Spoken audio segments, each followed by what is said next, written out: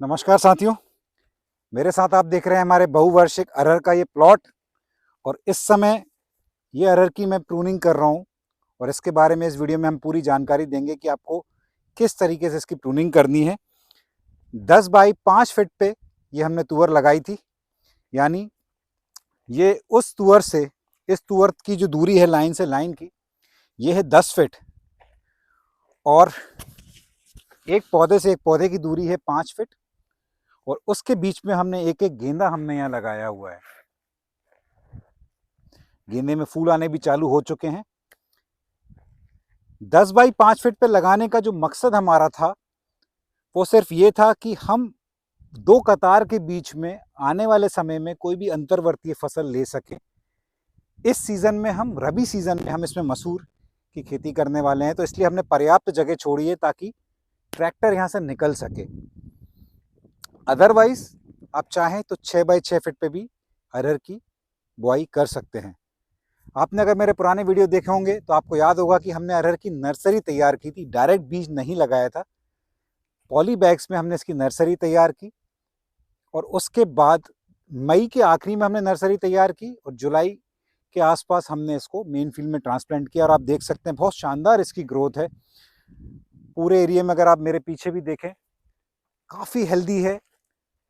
और अभी आज का जो डेट है वो है 5 अक्टूबर 2024। तो इतने समय की ये तुअर भी हो चुकी है और ये एक परफेक्ट समय है इसकी प्रूनिंग करने का।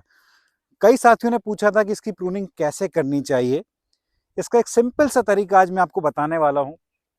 आपको कुछ नहीं करना, ये बस ऊपर की जो ब्रांचेस जा रही हैं, वैसे तो आप इसको कटर की मदद से भी कर सकते हैं, लेकिन कटर से अगर आप इसकी प्रूनिंग करेंगे तो समय बहुत लगेगा। आपको बस क्या करना है कि ये जो जितनी ब्रांचेस हैं उनको इकट्ठा करना है, ठीक है, और ऊपर जितनी भी आपकी मुट्ठी में आ रही हैं उनको इस तरह से तोड़ देना है। यहाँ भी इस तरह से जो जो रह जाती है उसको इस तरह से आप तोड़ दें, एक बराबर का आप शेप ले आएँ। अब आप देखिए इतनी सारी मैंने जो प्रूनिंग है वो कर दी है, इतनी ब्रांचेस मैंने इसकी निकाल दी हैं। और अब क्या होगा, ये यहाँ से और ज़्यादा फुटान लेगी और एक छत्रक का रूप ले लेगी। एक जगह और आपको मैं करके दिखाता हूँ। ये जैसे आप देखिए इसकी हाइट अभी इतनी हो चुकी है, मेरे कमर से भी ऊपर तक आ रही है। तो आपको बस इस तरीके से इसको बस पकड़ना है और तोड़ देना है।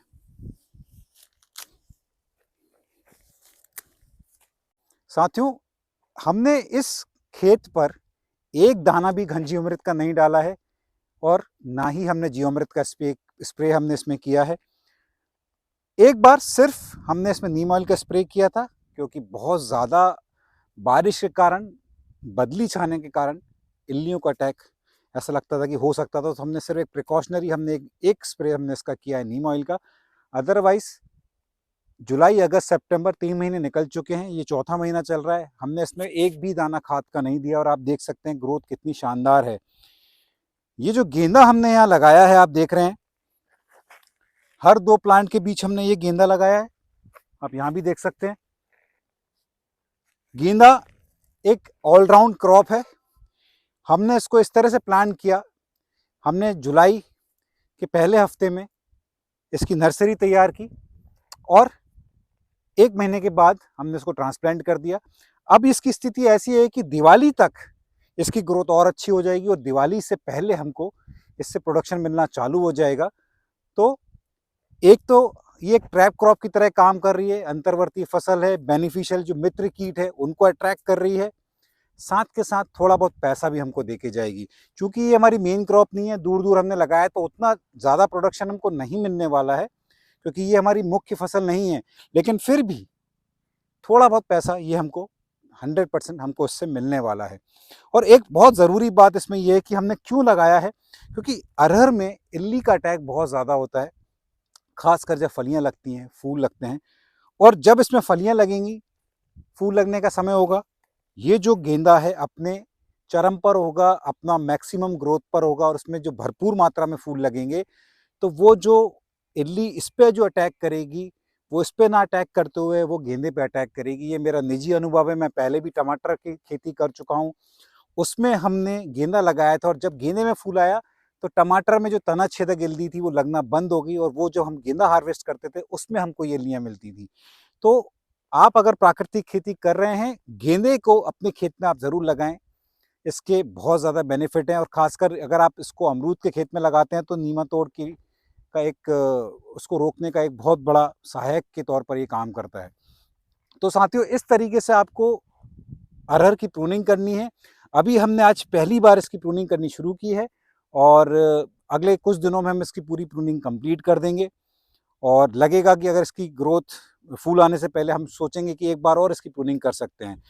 कई साथियों ने पूछा था कि इसकी प्रूनिंग कब करनी चाहिए, कितने दिनों में करनी चाहिए। ट्रांसप्लांटेशन के बाद आप करीब 45 दिन या 50 दिन के आसपास आप इसकी प्रूनिंग कर सकते हैं। इसकी हाइट आप देख लीजिए, मेरे कमर के ऊपर तक आ रही है, तो ये परफेक्ट हाइट है इसकी प्रूनिंग करने का।